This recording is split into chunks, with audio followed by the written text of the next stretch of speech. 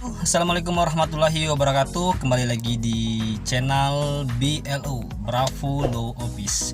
Kali ini kita akan membahas mengenai tentang bagaimana tips dan cara membeli tanah agar tidak bermasalah di kemudian hari.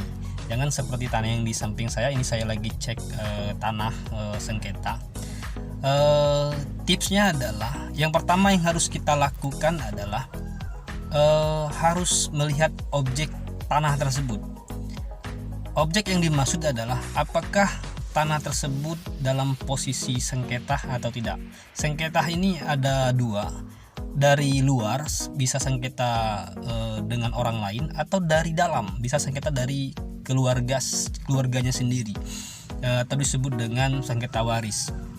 Dan juga kita harus memperhatikan subjeknya, yakni orang yang ingin menjual tanah itu kepada kita, atau si penjual atau calon penjual yang ingin menjual tanah ke kita. Pastikan namanya benar-benar ada di dalam sertifikat tersebut.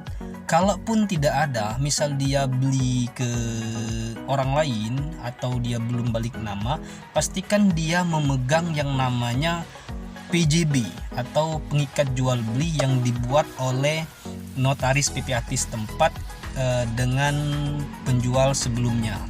Nah, kalau tanah yang belum bersertifikat, misal masih berupa bentuk girik, literasi, petok, kaki dan lain sebagainya, cek terlebih dahulu keabsahannya di pemerintahan setempat. Jika calon penjual ini membeli kepada orang lain, pastikan dia mempunyai yang namanya pengopor hak yang dibuat oleh notaris atau camat setempat, dan atau surat jual beli yang diketahui oleh kelurahan setempat. Jika tanah itu adalah tanah warisan, maka harus ada persetujuan ahli warisnya, dan buatlah perjanjian tertulis mengenai status surat tersebut. Hal ini untuk menghindari hal-hal yang tidak diinginkan di kemudian hari. Dan untuk sertifikat, untuk tanah yang sudah bersertifikat, hindari jual beli atau transaksi jual beli itu di bawah tangan. Hindari itu. Kenapa? Karena ketika kita mau meningkatkan hak atau membalik nama surat tersebut, itu akan terkendala di BPN, karena di BPN syaratnya tidak akan menerima akta bawah tangan. BPN akan menerima akta notaris atau akta otentik yang dibuat notaris PPAT, seperti itu ya. Kita juga harus mengecek legalitas surat tersebut.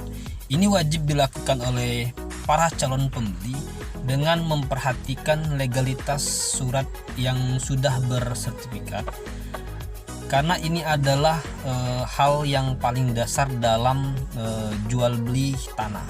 Kalau kita ibaratkan bangun rumah, ini adalah pondasinya. Selanjutnya, kalau kita sudah mengetahui bahwa tanah itu sudah bersertifikat, maka yang harus kita lakukan adalah kita mengecek terlebih dahulu ke BPN.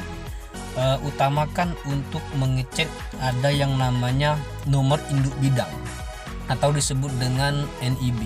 Kalau di BPN sudah ada NIB, artinya sudah pasti tertitikkan sertifikat tersebut.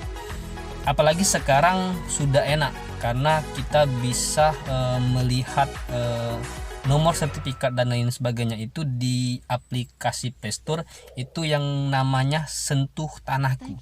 Itu bisa di-download di Play Store versi Android kita masing-masing.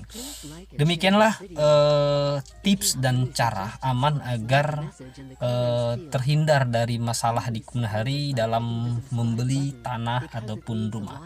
Demikian singkat, padat dan jelas. Mudah-mudahan ini bermanfaat bagi teman-teman sekalian.